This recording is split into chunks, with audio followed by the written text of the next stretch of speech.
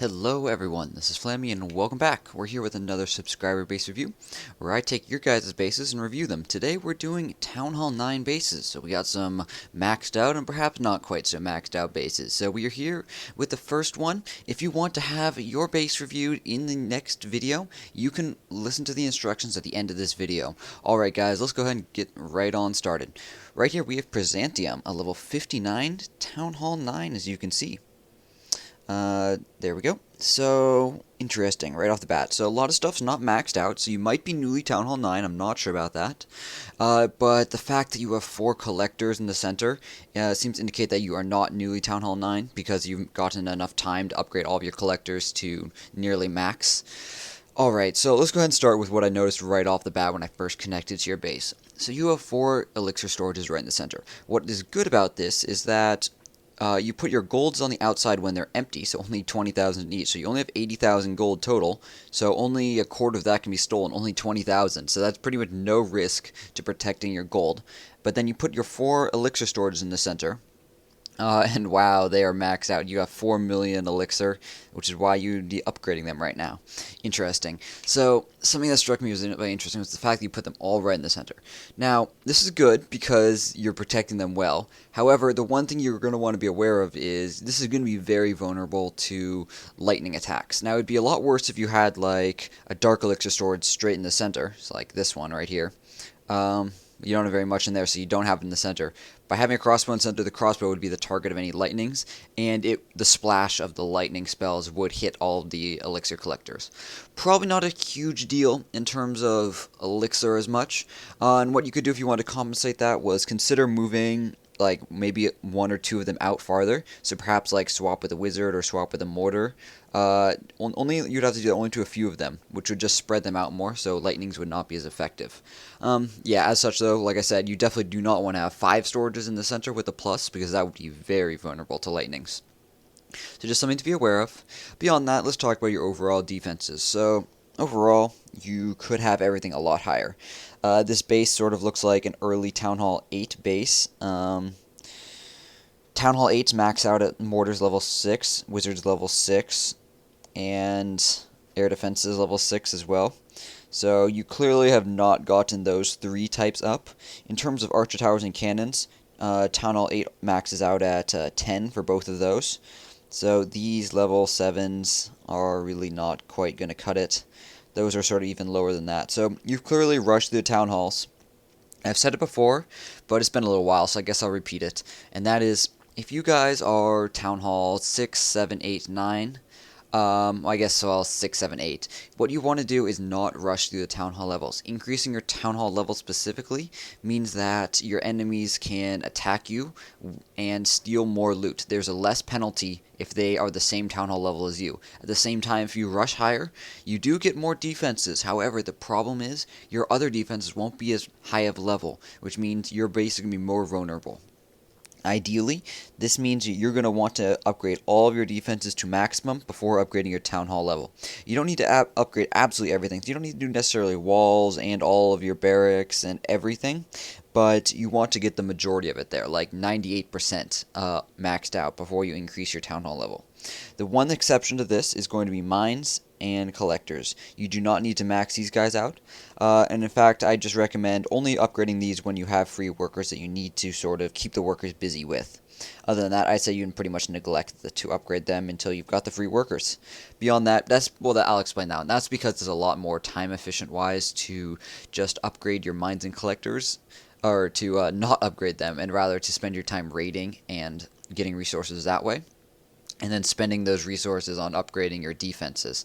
That will allow you to progress a lot faster, and spending worker time doing mines and collectors will just slow them down and slow down your progression through the levels. So basically, yes, just put that off in my opinion.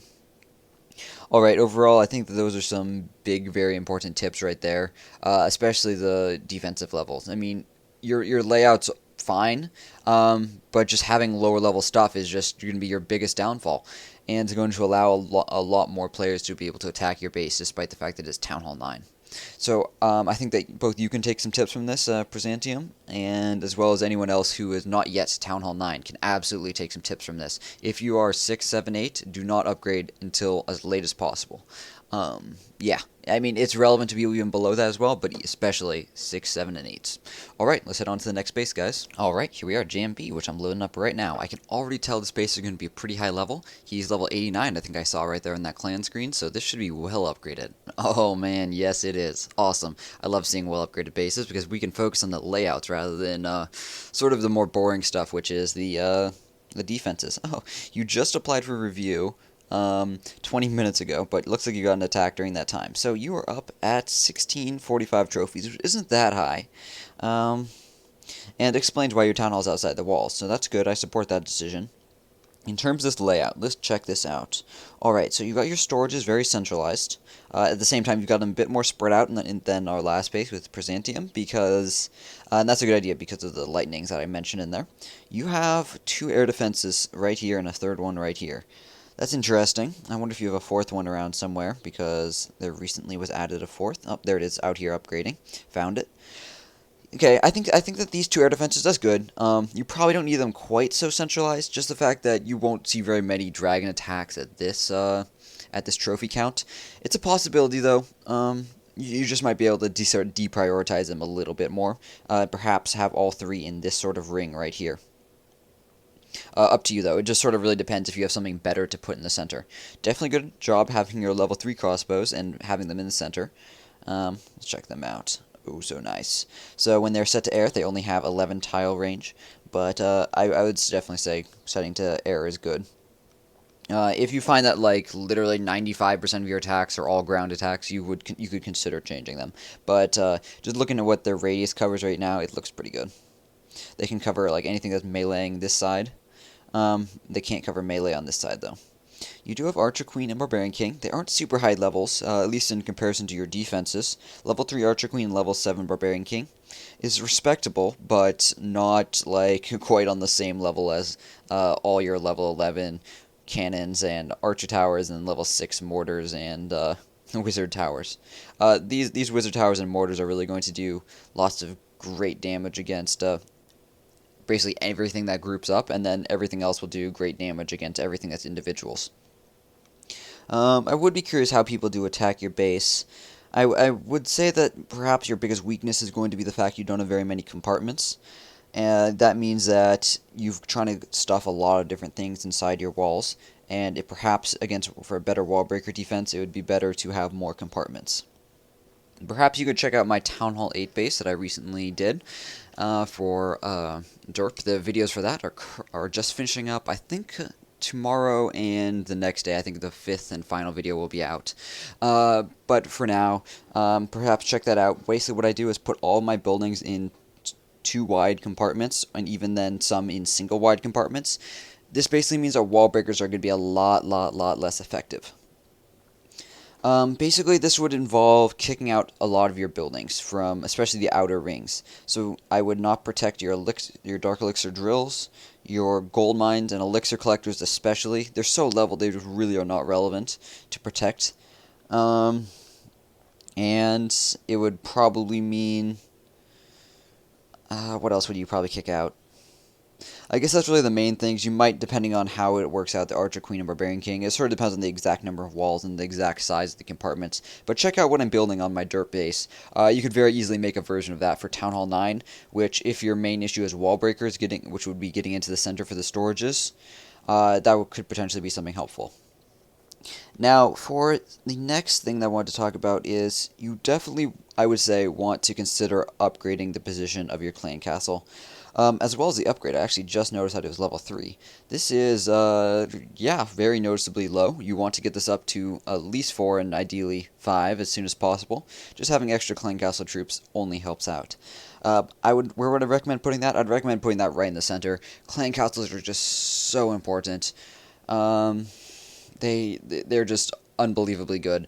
Especially, not even really the damage. Your defense will be doing more damage to attacking troops, but your clan castle will be distracting, and it will cause units to group up, to cause them to be distracted on defenses, or on your units rather than on your defenses, which allows your defense just to stay alive for longer and kill the units. So I would definitely recommend improving the position of this. Perhaps replacing one of these air defenses I sort of previously mentioned might be considered to move out. Just something food for thought right there. I would consider putting your Barbarian King, your Clan Castle, and your Archer Queen away from your Town Hall. Because it looks like you want people to pick off your Town Hall because it's outside the walls, I would say make sure none of these guys are going to be activated when someone just comes to pick off your Town Hall. However, you want them to be activated if they decide to engage more heavily. Just some thought right there. You want them to give you a shield. Now, in terms of the Town Hall, the last thing I'm going to say is you should have this farther away from your defenses. This Archer Tower right here can very clearly protect the Town Hall from all threats. Archers that are placed out on the other side of the Town Hall, like right in here, sort of, this Archer Tower will be able to shoot them down. Instead, you really want these people just to attack you and sort of take out stuff. Take out the Town Hall, and then you want them to surrender just after doing a 1-star. You want them to get their league bonus and quit. That gives you a shield, and doesn't lose you very many trophies. Instead, by putting your clan or your Archer Towers so they cover this Town Hall, you are discouraging people from attacking. So I would definitely move your Town Hall out a little bit farther. Last thing I'm going to mention is, as part of your kicking the gold mines and elixir collectors out, especially from the outside walls, I would consider centralizing your defenses a little bit more. So these two cannons, I would probably put like right here and here. This cannon, this Archer Tower, and this Archer Queen, I'd probably put in a row right here in the center. Just try to combine them towards the center as much as possible. Beyond that, like what you're doing. You've got some really nice upgraded stuff, and I certainly approve of that. I think your layout could benefit from a couple improvements, but it also depends on what sort of attacks you frequently see. Alright guys, that's going to be it with JM's base. Thank you very much for submitting it, and nicely done. On to the next one, guys. Alright guys, so we've got Mike Rotch here. I'm honestly not sure if he's trolling me, asking for a review. I'm going to assume he is, but I'm going to review this anyways, because this is sort of interesting. You know, actually I don't think he is. I'm legitimately trying to decide if he's trolling me here and asking for a review for this base. The thing that makes me think that he's not trolling is the fact that these walls layout over here looks very permanent. And, man. Wow, this is a hard decision. Like, I'm really split if he's trolling me or not. Okay, I'm going to assume that he's not trolling me. And just give it a legit review. Because it actually will give me an opportunity to talk about some like sort of core base build defenses stuff. So recently I've been doing my base build, so if you guys have not caught that, one of the benefits of my base build video is there's sort of an unusual type of video where I don't really talk about normal things. I talk about all the logic behind building a base. So first you're going to start with whatever your objective is, and this is critical to building a successful base. So in this case, Mike here has told me that he wants to focus on upgrading and getting to 2,000 trophies, because he says his clan is currently doing a trophy push. Alright? So this would mean that you probably are going to put your Town Hall very protected in the center of your base, and then perhaps have your other stuff spread out from there. Perhaps you're not going to focus on resources as much. It depends, though. If you're really focusing on upgrading, you're going to want to protect your resources as well. So let's say your priorities are 1, protect your Town Hall, and 2, protect your resources. The order of that does matter, because it determines exactly how much you protect one versus the other. So you're going to start off by placing your Town Hall somewhere in the center. Alright, next, what you want to do is what is your next priority. So resources are your next priority, and then everyone's next priority should be defending their defenses. So your defenses that are going to matter most are going to be your mortars and your wizard towers. So you actually got really nice upgraded ones. Mortars are maxed. Wizard Tower 1 is maxed. These other 2 are not. And you've got another one coming up. That's the new one that was recently given to Town Hall 9 players in the last update. So you're going to want to put those all centralized. And because you've just determined that you want to also protect storages, you're going to want to put those in as well. Now, I'm currently a fan of sort of doing as many small compartments as possible. This sort of is an interesting shape right here. I guess I can talk about that because what else am I going to talk about? This is a really terrible layout because basically archers can attack all these defenses, as well as any other units that are placed down can immediately break in through these walls and attack the defenses straight away. You want to use your less critical buildings, so this is going to be your mines, and even your cannons and archer towers, which are less important than your mortars, crossbows, and wizards. You're going to want to put those surrounding all these defenses.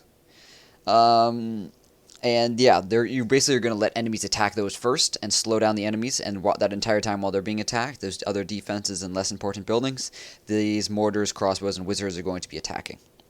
I guess I didn't mention before, but crossbows are also very critical.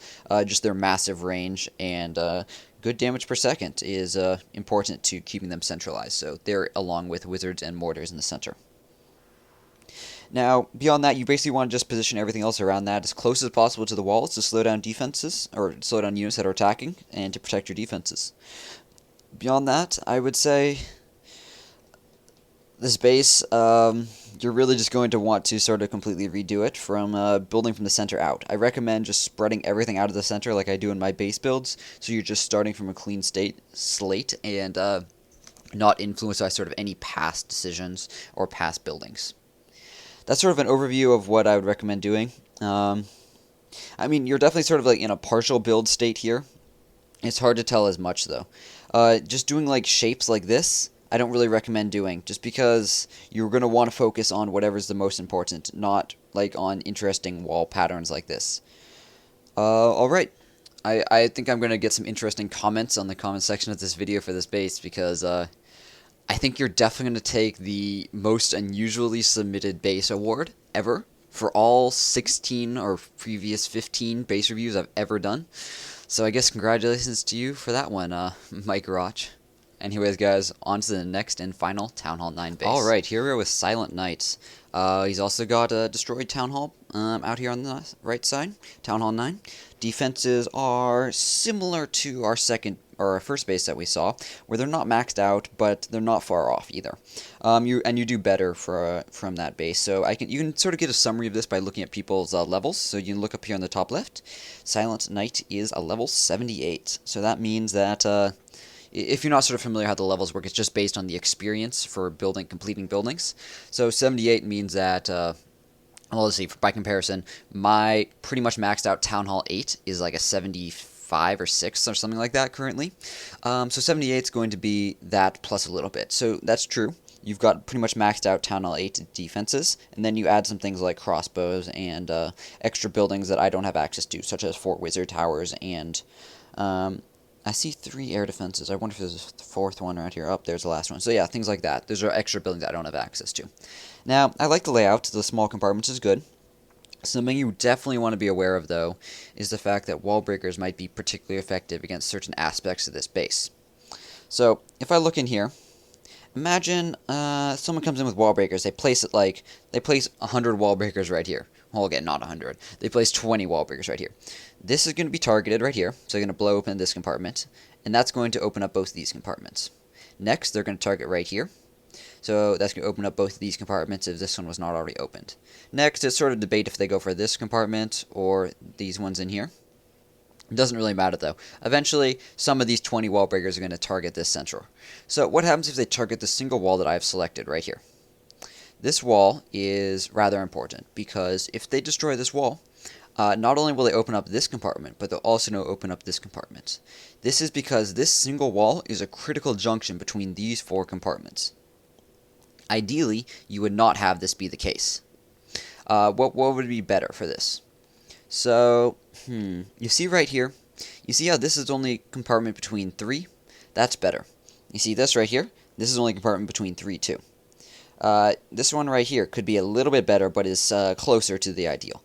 This is a wall shared between 3 compartments, and so is this one. However, wall breaker splash damage might mean that if a wall breaker is like standing right here and attacking this wall, they might also hit this wall. So it's sort of concern. Ideally, you're going to have these walls overlap a lot more, I guess, is the way you sort of need to think about it. So this segment of 3 walls, if it connected to this wall right here, was right here, and a wall breaker attacked this wall, it would never attack this wall at the same time. Now, I emphasize this a lot also in my current base build series that I'm doing, so go check out part 2 is when I really start talking about it, if you want like a full explanation. But basically, this is really critical against wall breakers if you're concerned about them breaking in towards the center. And I think it's a really valid strategy that you're slightly off from. You just need to adjust how your buildings are laid out. It ends up being a ton of work to adjust it from your current state, but it can really pay off. Now, let's talk about some other things. So we haven't talked much about wall upgrading strategy. You have some pretty good walls here, and I approve of the fact that you've got everything to level 6 first. That's really good. Now, beyond that, getting stuff to level 7 and 8 and 9 and 10 is all pretty equal in terms of the number of wall breakers it takes. So instead, I would focus on just getting everything to level 6 like you have done, so that's good. And after that, I would say I would focus on getting your critical ones to level 7 before you really worry about too many to 8. So, critical ones, what does this mean? I wouldn't worry about stuff on the outside like this. It's just not going to get attacked enough by infantry to really matter, and wall breakers are just going to target down the corners rather than the general sides. In fact, in my current base, I'm doing some really weird stuff by putting really low-level walls in the center, just because I know they're not going to be attacked frequently. And so far, this turned out to be true. I haven't shown any actually attacks on my base yet, just given the fact that I'm still releasing the base build videos, but I haven't had any serious attacks, so I just know that outside walls are going to be better to upgrade first, and you can put low-level walls in non-critical positions. Alright, in terms of answering the question, so actually I haven't mentioned what you had said, but when you submitted your base, I always leave the option for people to ask a question or comment on your base and what I should focus on, and your question is, what should I upgrade next? Now, this is a really common question I get, so generally, this is how my upgrade strategy goes. For most players, it would be upgrade mortars first, wizards second, archers or cannons, they're sort of tied as third, and then Teslas and other sort of things like that afterwards. That's sort of my gold priority upgrading strategy. So Teslas and air defenses, that's it. That's the last one. Now for Town Hall 9s is a bit different because you do get access to the crossbow, which no one else obviously has access to. So I would probably tie the crossbow in to equal with wizards and mortars. When you first get to Town Hall 9, you're going to want to get your crossbows up as soon as possible. And this is because having a level 1 crossbow does 50 damage right here. By comparison, if we pull up one of these mortars, this does 9 damage. So if you max this out, I believe it does 12 damage. So if you imagine that that's an extra 3 damage per second, which turns out to be 3 times 5, or 15 extra damage per shot. So imagine, would you rather do 1 extra mortar level and get extra 15 damage per second, or do a brand new crossbow and get 50 damage per second? Yeah, you're going to want to upgrade the new building first and get it up and operational. Just getting something operational is much more important than upgrading. But even when it comes to upgrading, you can see here, I'm not actually sure exactly what this will upgrade to, but I think it's like 50, high 50s and then 60s. So you definitely want to upgrade these as well once as a more important than your cannons and archer towers especially. But at the same time, you don't want to have too many of them inactive, so I would get both of your crossbows up as fast as possible, and then I'd upgrade 1 crossbow at a time, 1 wizard at a time, and 1 mortar at a time, if you can afford to do so. So that, in terms of your base specifically, that's absolutely possible. I would just do 1 to 2 wizards at a time. The fact that you have 4 wizards now, I would say you can probably get away with doing 2. Mortars with only 3, I would only do 1 at a time. And crossbows, I don't actually see your other crossbow, so maybe it's under construction somewhere around here. But yeah, so yes, get your second crossbow up as number 1 priority, and then upgrade 1 crossbow and alternate them, getting them up. Get 1 to 2, then get the other to 2, get 1 to 3, get the other to 3. That's going to take a while. They're all slow upgrades, they're all expensive upgrades, but that's how my upgrade recommendations. Lastly, I will say, I mentioned this before, get your town hall, or get your clan castle up. Having 25 troops is just oh so helpful. Yes, and then even you can get it up to the next level town halls, or level 5 from that, which will give you an extra more than that. Both of those are really important, as well as, just like I mentioned, you're probably going to want to centralize this in your defenses. It's pretty important. Lastly, you do have some good amount of Dark Elixir here with 23,000. I would definitely either try to spend this on your Archer Queen, which you don't have. So I would immediately get up to the amount needed. I think it's 25,000. So immediately get up to that amount as soon as possible and get that Archer Queen going. But then as soon as you have the Archer Queen, I would just probably alternate doing Archer King, Barbarian King, and Archer Queen. I was actually going to not talk about this, but I guess this is actually something pretty important. So I sort of touched on it with defenses, but I said that upgrading your stuff is not as important as building it fresh. And I sort of used the example of the crossbow versus the mortar for that. Now this is exactly true for other things as well. So is it more important to upgrade a Barbarian King to level 2 or do an Archer Queen to level 1, so just initially building it? And this is the exact same way you need to look at it. Would I rather have one extra defense, which I don't know what stats, but imagine if you're building imagine you could build 2 Barbarian Kings. So would you rather build a second Barbarian King, which has all these equal stats, or upgrade this Barbarian King to be slightly better for pretty much the same cost, which is actually slightly more? You actually are going to want to build another level 1 first. In this case, because the number of defenses is maxed out and capped, it becomes down to just getting them up first and then upgrading them as much as possible. So when you've unlocked it and have the resources, you definitely want to get your Archer Queen to level 1 first, rather than your Barbarian King to level 2. And I'm not criticizing you on this. I can actually tell exactly what you're doing, because 23,000 is a ton of Dark Elixir. That's absolutely a ton. You can upgrade your Barbarian King when you have 12,500 Dark Elixir. So I know that you clearly are intentionally not doing this. So this is just to everyone who's listening, rather than you specifically, Silent Knight. Follow Silent Knight's idea here. If you are a Town Hall 9 and are debating whether you should upgrade your Barbarian King to 1 more level or unlock the Archer Queen for the first time, definitely go with the Archer Queen. It does a ton more damage when the Barbarian King upgrade was only going to do maybe a few extra percent damage, maybe like 1 to 2 extra percent. Doing an Archer Queen would be like 100% increase to the amount of damage hero-wise. Alright guys, so that's going to wrap up this subscriber base review. So this has been subscriber base review number 16. So that means I have 15 other subscriber base reviews. So if you would like some other advice, perhaps specifically oriented at your Town Hall level, you can go check out some of my other subscriber base review videos that I've done in the past.